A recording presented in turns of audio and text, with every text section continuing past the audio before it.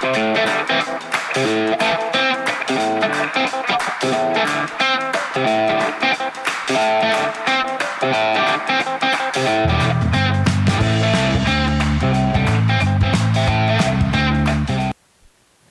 everybody. We're back. I'm Tom Sosnoff. He's Dylan Radigan. Mr. Radigan, how art thou? I've never been better. It's 2024. If you haven't heard. I heard Happy New Year. Yeah, Happy New Year. Happy New Year. The first time we've had a chance to chat in 2024. Yeah. It brings up a series of questions for me. Oh, okay. I'm scared about this one, but go ahead. And particularly for you, who's a man who, because I know what your position is. Like I know you're going to be like, this is all whatever. But I just feel like the performance in late December and the performance today and yesterday are sort of cliched examples of seasonality. Window dressing at the end of the year, la la la, and not that I want to talk about seasonality. That's not my point, but as you know, market participants love to look at what's happening around them and use it as an explanation for why things are happening. So because it was December, the stocks were up because hedge fund managers wanted window dressing, blah, blah, blah, blah, blah. Because it's January. And I'm sort of interested in your perspective on the never ending. It's like sort of like, because Alan Greenspan had it back, this is aging myself, but because Alan Greenspan had a really thick briefcase, that means he's going to cut rates.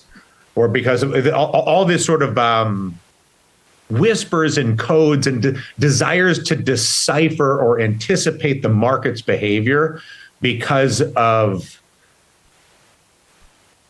everything. The cliches would be, whoever, if an NFC team wins a Super Bowl, if it's January, if it's December, if whatever. And I'm curious in sort of, I'm assuming you're dismissive of all of those things.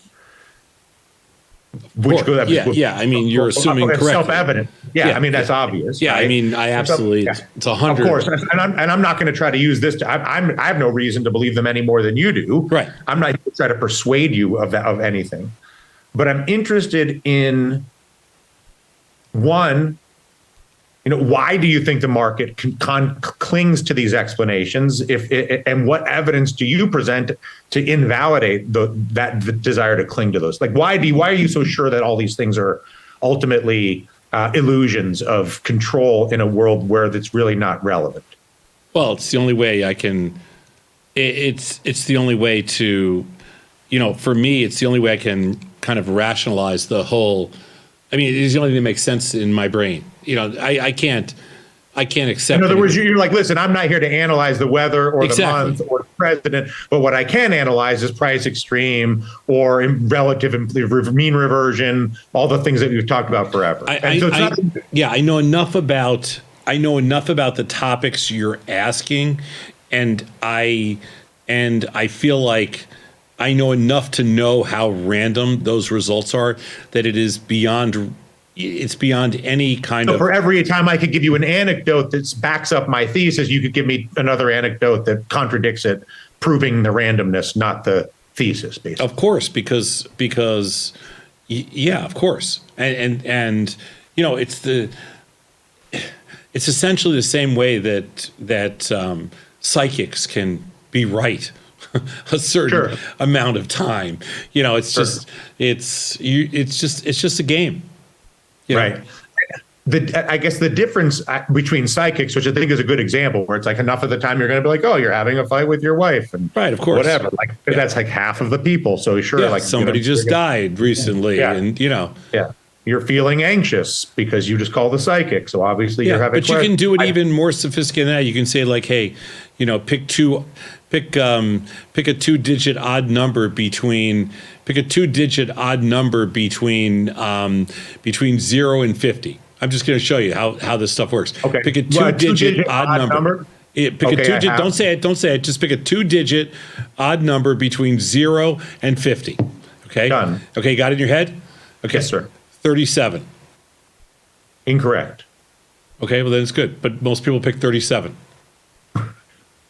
So, and also most of the time, but now I want to stop there because that's very interesting. Okay, I'm just showing you. Like, if I No, asked no, 10 people, if I asked 10 it. people, 7 people would pick 37. And there's tons of different combinations, but 10 people would pick 37. And I'm assuming that's because it's an odd number that's a midpoint. There's some explanation. Yeah, of course. Yeah. Whatever. Okay. So I accept that. So now let's say if a random selection of an odd number between 0 and 50 can be predictable insofar as there's some number, in this case 37, that a preponderance of those people will pick even in a random environment.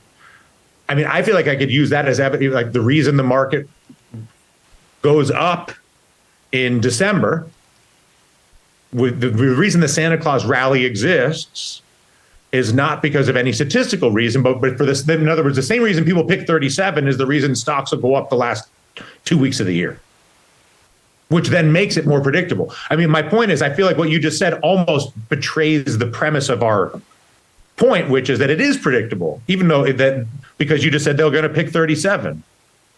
So therefore, if it's December, the market's going to go up. I know. I was just giving you an example, but the reality is. Well, no, but I have a bigger point because I'm not trying to break balls on statistics. Okay. It doesn't matter. The point is, does the collective belief in the illusion create the effect? Does the belief, because we all believe in ghosts, therefore we all see ghosts, right? Or whatever it is. If we all believe that the market will rally at the end of the year, does that become a self-fulfilling prophet? Like, are those dynamics, or because some voodoo, the sheik is buying oil, now oil is going to go up, or because whatever these that there's an aspect that makes these behaviors self-fulfilling. Of course. I mean, that's the definition of technical analysis. That's the definition of UFOs. Right.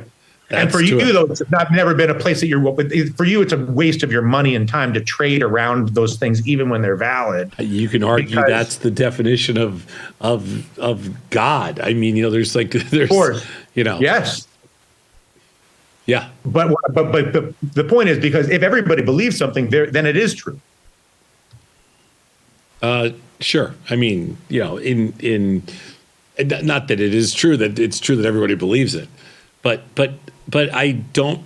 Where are you going with this? I'm not sure where you're taking. I guess where I'm going is sort of, on the one hand, you can discount all the aspects that are related to seasonality or related to technical analysis, and on the other hand, you can say, well, no, they're valid because people make them so. And if they're valid because people make them so, doesn't that make them a worthy trading principle? That's good. No,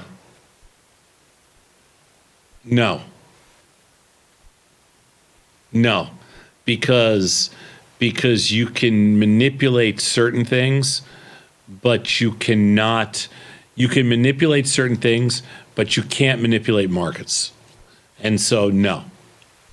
Even with a collective belief. Yes. I understand. Okay. Even with the collective belief, you can't do it. You can't manipulate markets. Mm-hmm. Okay. Which this sort of leads to the next, and I'm setting aside manipulation. I believe that the market needs a story to live on. I believe, whether it's a story of economic prosperity, it's a story of recession, it's a story of rates, it's a story of technology. They need a story to believe in to drive either positive or negative behavior. Yeah, I believe that everything needs a story. So, like, we're kind of in the world we live in. We need a story. Like everybody needs a story for everything. Like, everything needs a narrative. There's very few things, people, whatever, that don't need a story. Everything needs a story. That's the world we live in. You need a story. And I feel that the story of AI, the story of the end of the, I believe the reason the market is so weak right now, not that it's so weak, but it was the biggest global rout since 2000 or something yesterday, is because the story, because there is the absence of story. that the market comes into 2024 without really anything to believe in?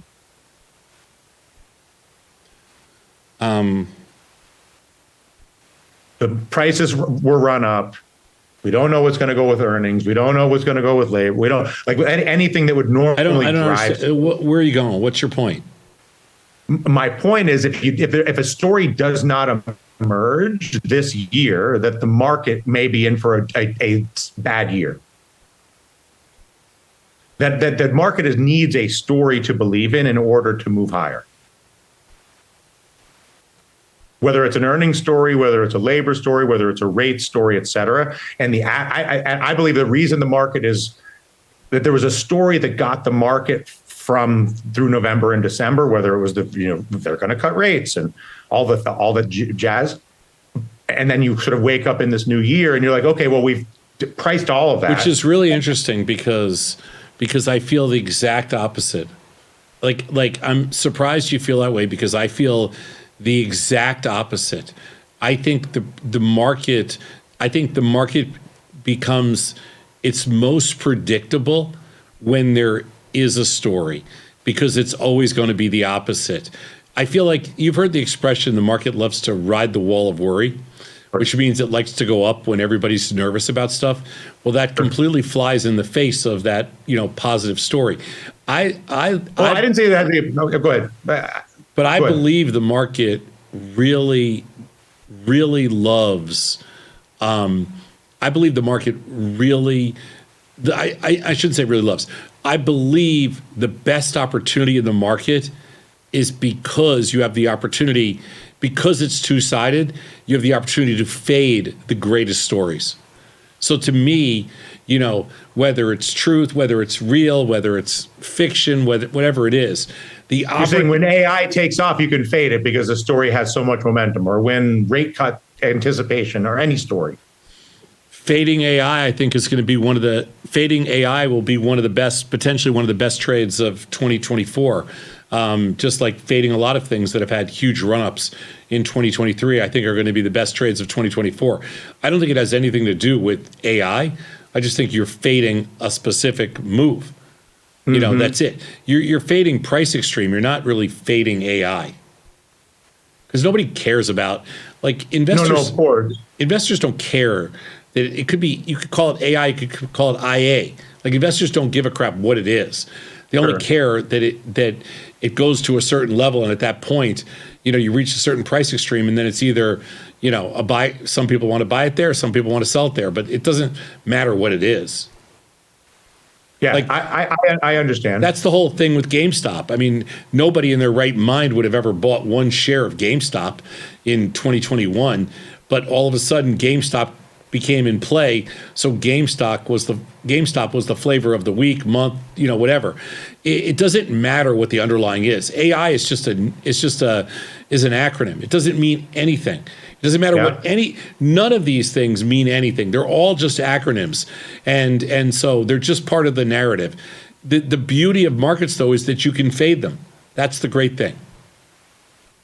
You mentioned AI is one of the great fades. The market is obviously looking to fade pretty much everything, although the tech route is for sure the sort of bold-faced piece of this. Are there other things that you think are as obvious as the AI fade? And is the obviousness of the AI fade give you contrarian impulse?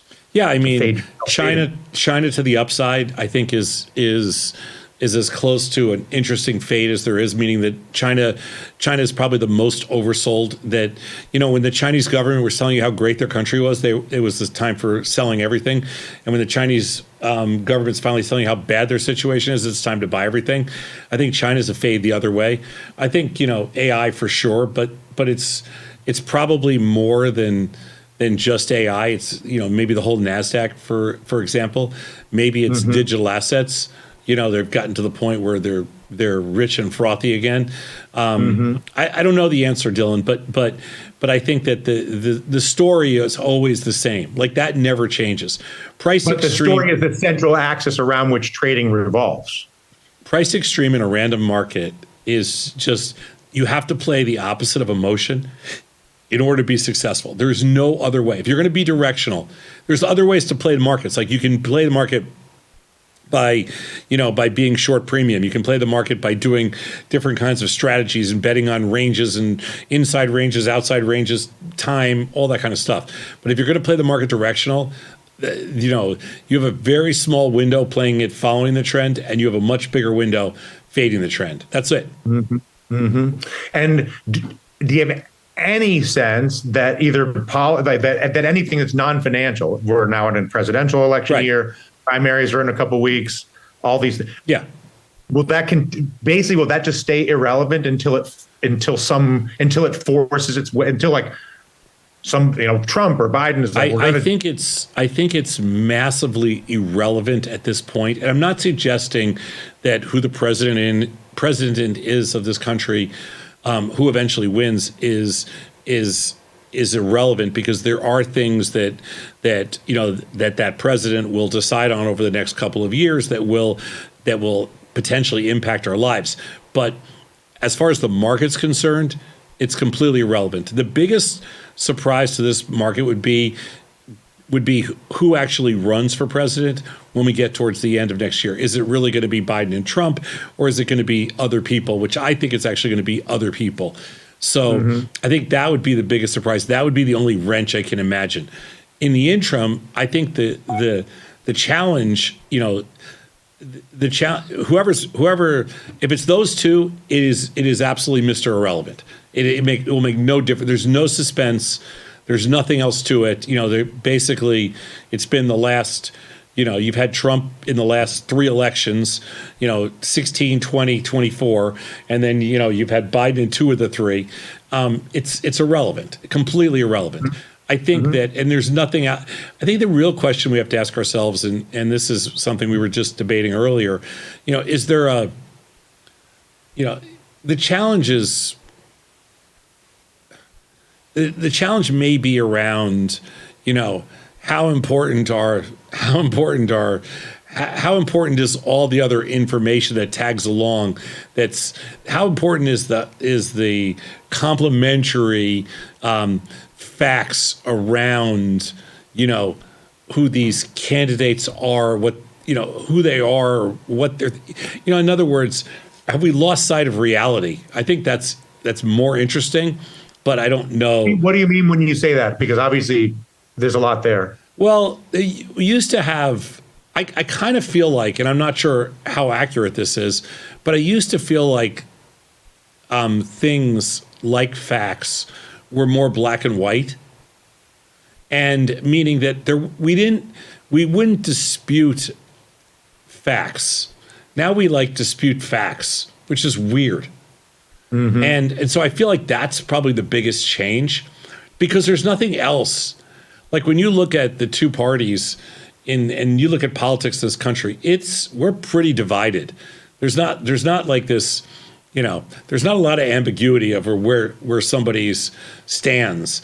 So the question sometimes comes down to, well,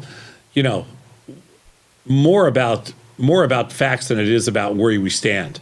And I don't know, I think that's kind of weird. But other than that, can I make a comment on that? Because yeah, sure. I think you're important. I think what you're saying is, I actually think what you're saying is the most important subject on earth right now. Because when facts become a subject of debate, it really compromises decision making and governance. Well, that is the scary thing. I think it's the biggest risk on earth right now. Is that. When I worked for Bloomberg and CNBC, and now having worked for a decade with you, the appeal of the financial markets is, I can't tell you that Apple's stock price is something different than what the market said. That's right. Like, I can't be like, no, Apple's worth $500. And you're like, no, it's not. And I can't do that, right? But in any other domain, or even that's also sports has the same appeal as financial markets. I can't tell you that the Bears won when they lost. I can't tell you Apple's up when it's down. But interestingly, I can tell you have healthcare when you don't. There's all these political. So I guess what I'm getting at is I took this very fact-based thing where 2 decades of journalism, it was we accept that the numbers are the numbers. The debate is, why are the numbers the numbers? What does the number tell us? What is the future of the number? It never ends, right? Whereas when I went to I was at MSNBC, and the first time I really confronted this, and this is more than a decade. This is 15 years ago now. And you would go into an interview with a congressperson or a senator, and you would say, at this moment, the U.S. health insurance companies have an exemption from antitrust law, the same as professional sports. And do you think that's a good idea to a politician? Should they be exempted from it? And the politician would say, that's not true. Right? The politician would say they don't have. My point is, the political world is a world where there are no facts. And the idea of having no facts was really accelerated since, basically technology and media and more effective politicians more brazen, more willing, more like a sociopath or a psycho, like detached, like no problem. And to me, that actually makes the markets more important. Right. And so because I feel alarmed by the absence of facts, by the dynamic you say, because I think it creates a lot of risk. I think it can create wars for no reason. I think it can create internal tensions for no reason. But then I look at the bond market, which really is a much better measure of perceived risk than my opinion, by a few trillion dollars or whatever it is. And they're not that worried about it. Yeah. The perfect example would be if you created, just as an example, an exchange-based election process. Mm-hmm. So in other words, there was money involved. All right. Mm-hmm. Just like gambling, whatever it is, but it's exchange-based. And there was a two-sided market as an example, on a presidential election. Mm-hmm. So if we went back to 2020, the payout would be 99.99 to 99.99 would be the payout at this point. We're 2024 now. Okay, it's over. But yet a significant portion of the electorate in America don't believe the results because they've been told otherwise. So the point is that you have this huge percentage. Okay, go ahead. Huge percentage of people that don't believe the results or say they don't believe the results. But if they had money on the line, they'd believe the results. So what happens in the markets is, whether you love a stock or you hate a stock, you ultimately know that the value of the company is what it is. See, we should not have a political system or other things in our life where it's arbitrary. That's like you saying to me, hey, you know what? My house is worth $10 million, even though it's not worth $1 million. Or you should say, hey, I'm worth, you need to pay me $20 million a year to work here, but the marketplace is $100,000. Do you know what I'm saying? That's where we are right now, which is crazy. There is a real marketplace. And if we open up the real marketplace, that's your answer. Like, we do it all the time with Tasty. The expected move is X. No matter what your analysts think, your analysts can think that Apple's going to, Apple's trading for, let's say, $185, right? You can think Apple's going to 300, but the reality is there's a 1/100th of 1% chance of that happening. So it's not going to 300. The marketplace says you'd be lucky to go to 205. So those are facts. Like, that is a theoretical marketplace, but that's the best that we know. That's a fact. And it's a fact based on money, because people are paying for options that imply those probabilities with real money. Exactly.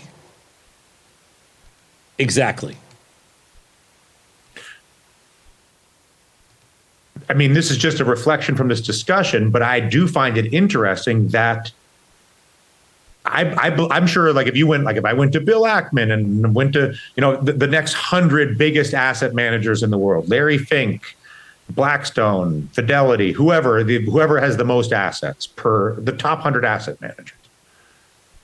And I said, are you concerned about the absence of facts in the in the political world as opposed to in the non. And my bet would be a overwhelming majority would say yes.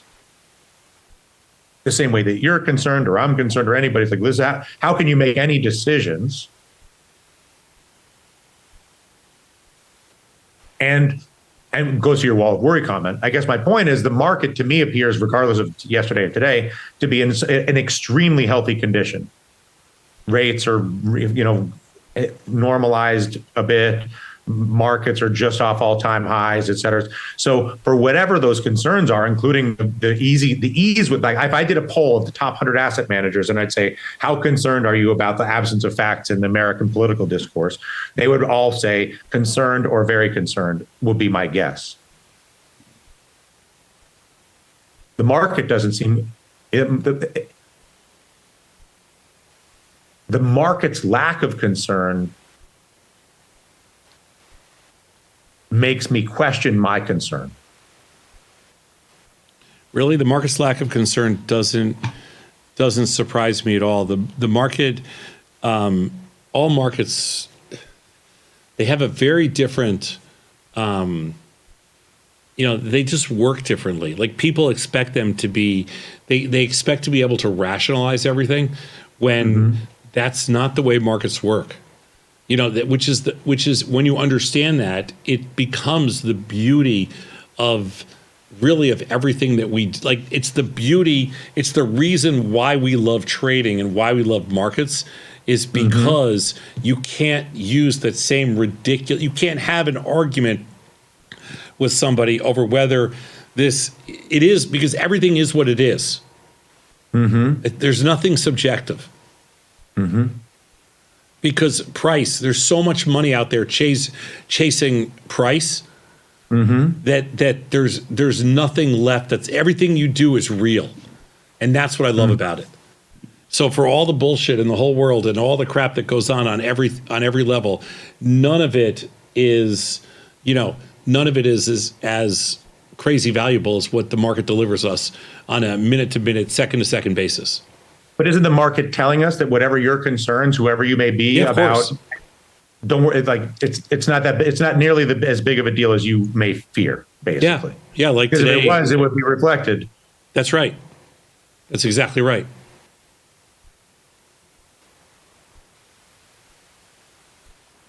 Which means, I was just thinking about I don't know if there's a tradable component to that disconnection, but it may be a calming sentiment for those who have anxiety about whatever politics. Because if you're worried about politics, but the market's not. If there's a real issue, the market reflects it, in my opinion. Like if it's something that's truly a concern. See what always cracks me up is that people think that they're nervous about the market because they think the market's irrational. And the reality is that the market is the most rational place in the whole world, because anytime you have a free marketplace and you have a gazillion dollars chasing that free marketplace, you can't argue about. You might not understand it. It might not make sense to you, but it's rational. It's actually perfectly priced. And so whether or not you think it's correctly priced, that's the beauty of being able to participate in things, but it's perfect. And you can get emotional, and you can get to points where things are overbought or oversold, especially in illiquid underlyings. But for the most part, if Apple's trading at $185, Apple's worth $185 right now. Whatever anybody else wants to think, because you can buy it or sell it a penny wide. That is the most effective marketplace. There is no disputing the facts there. That's what I love about it.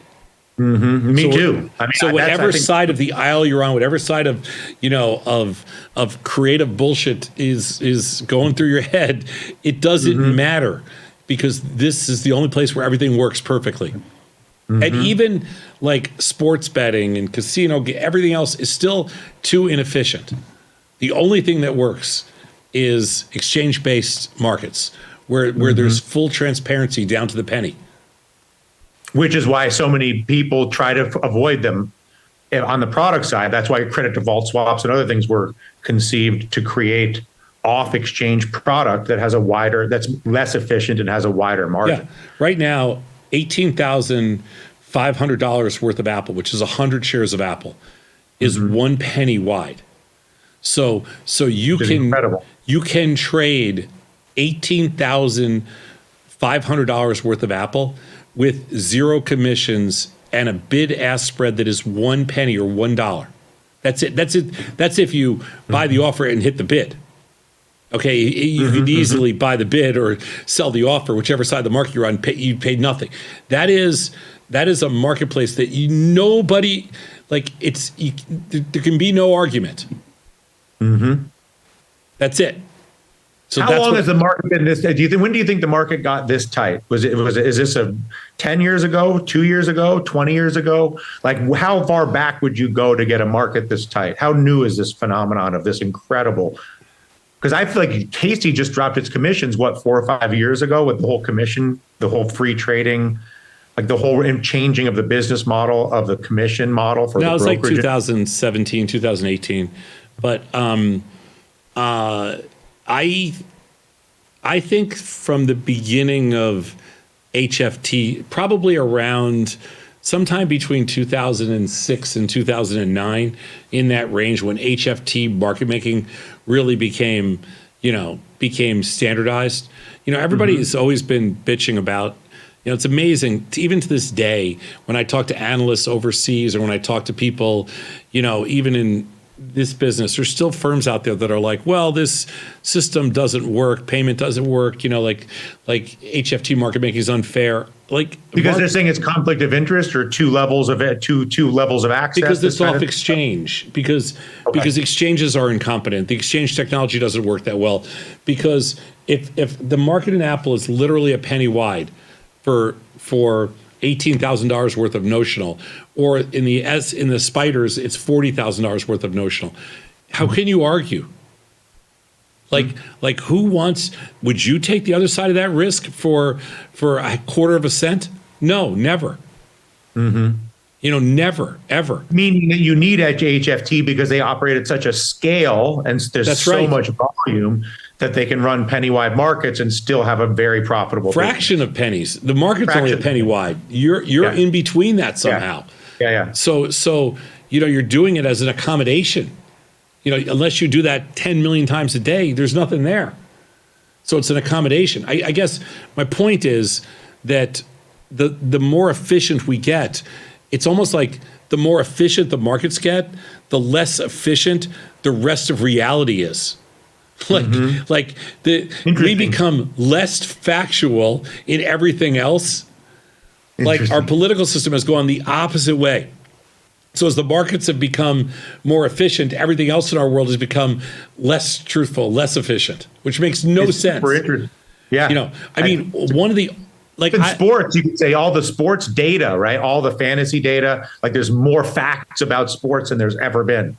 The only problem in sports, the only problem with sports is that until it's exchange listed, their markets aren't getting, there's more facts and there's better markets than ever.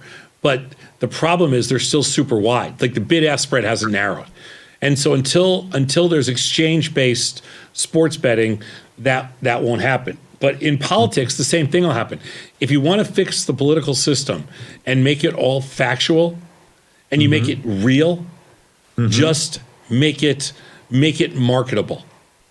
Like if if the CME tomorrow, the Chicago Mercantile Exchange, created a futures marketplace on different candidates, on the election, all these different things, and if it was legal, everything would change overnight.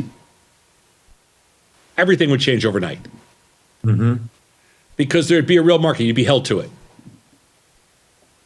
You'd be less inclined to bet on bullshit or lies or anything else like that. It'd be very difficult to. You'd have no basis for doing that. So you want to fix everything? That's the simplest way to do it. Yeah, I agree. I totally agree with that. I mean, I think that there wouldn't have been anyway. I won't go on to what I think, but then No, but just create a marketplace. You fix everything by creating a marketplace. Anything, everything. Also, same thing for credit default swaps. They should have created an exchange traded swap years ago as well. I mean, that's a smaller example. I don't know if exchange. I don't know if the default swaps was a sustainable business anyway, because the credit default swap business was more of an ARB.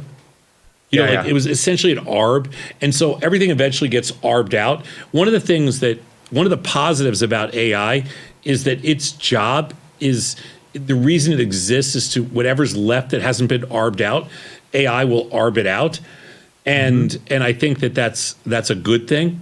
But I don't know, I don't know how big that marketplace really is.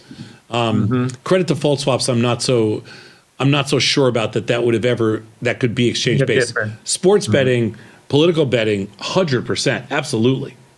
Easily could be exchange based. You just have to get it out of the state's hands into the regulatory hands.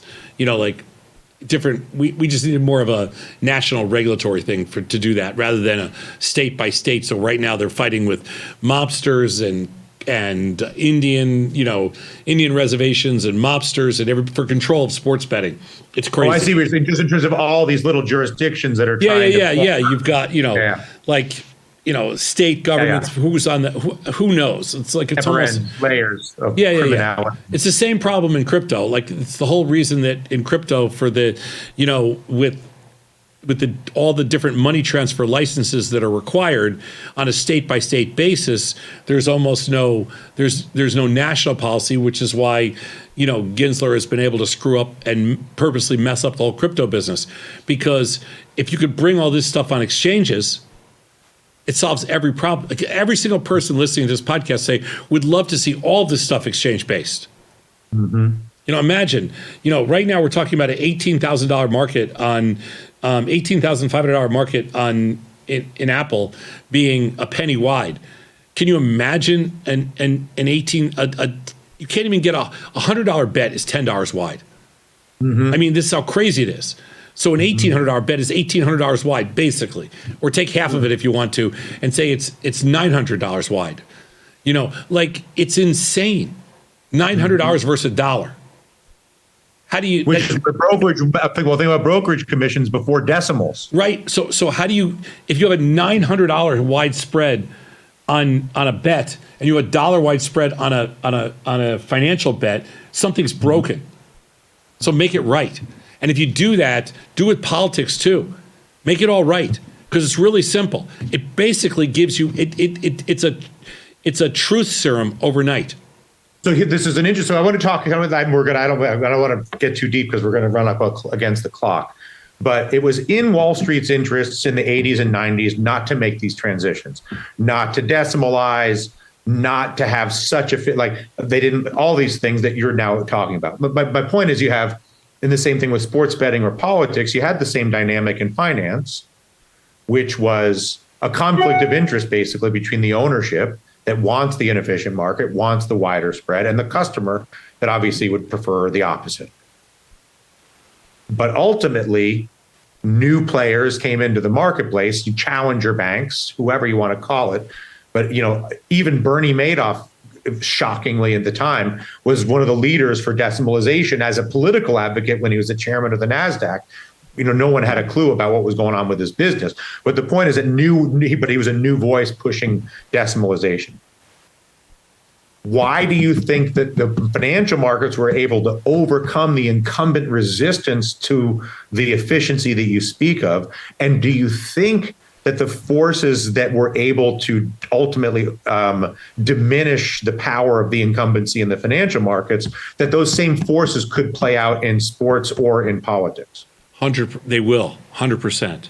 It's just getting the right regulators into place.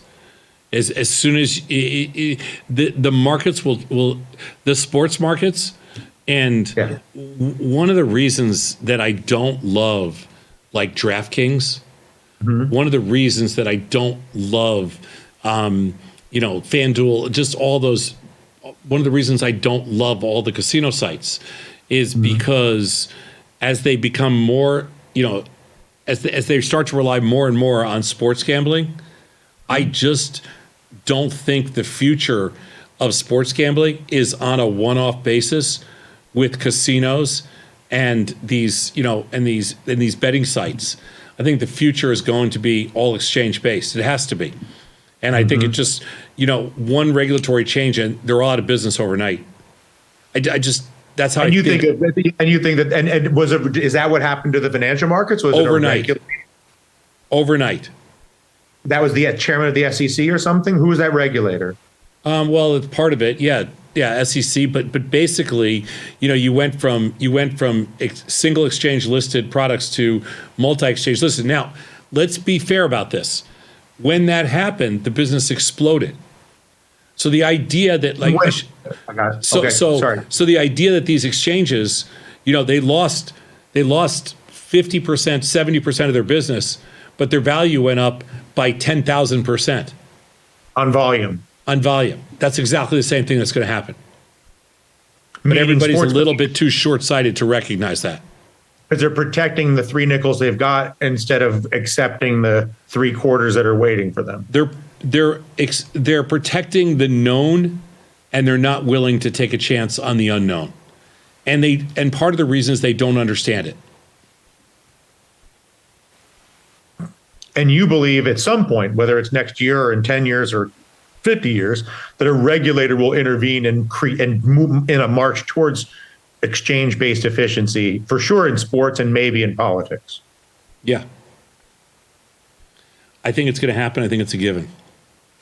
Politics as well? Politics as well. I think it has to happen because it's the only way to make the political system accountable. It holds everybody accountable. It makes everything real.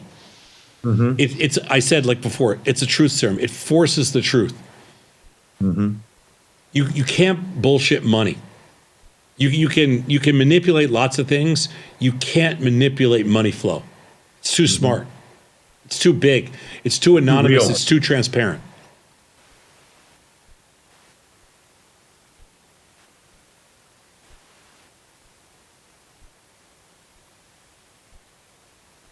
I think whatever. I'm skeptical. I want to believe with you, but I honestly am skeptical.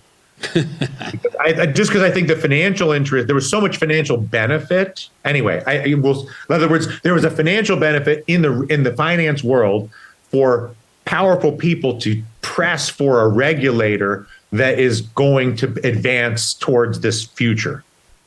But I'm not sure that there's incentive for a regulator, for someone that the financial interest in politics or sports are there to press the Federal Election Commission or, I don't know what the gambling regulator is or whatever. I just don't know that there's the same interests.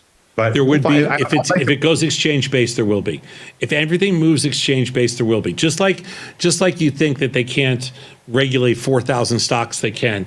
Just like you think can't regulate 200 commodities, they can, and easily to regulate different things. I'm not suggesting for this massive growth in government or anything like that. What I'm just saying is that if you want the systems to all work, okay, you just bring everything on exchange.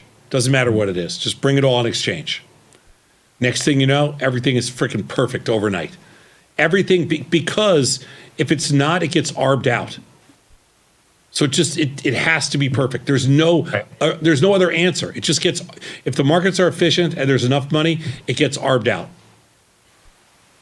And thus you're a penny wide on Apple at the end of the day. Thus you're a penny wide on Apple. You're going to be a penny wide on the elections. You're going to be a penny wide. You're going to be a penny wide on the Super Bowl. Exactly. And everybody's happy. Everybody wins. And who's going to do this? AI. No, AI can't do it. That's another beautiful thing because AI is only able to take care of inefficiencies. It will not work in an efficient marketplace. But could you? Okay, that's a different conversation for a day. That was a half-assed joke to the fade from earlier. Anyway, right. AI solves all problems. I don't know if you heard. Oh, okay. Yeah, no, I didn't hear yet. I'm waiting for that memo. It's probably in my inbox. I didn't notice it. Yeah, you're actually only 25 years old because of AI. You're right. I'm Tom Sosnoff. He's Dylan Radigan. Sorry we went over. Dylan, good stuff as always. See you next Wednesday. I'll see you next week. All right.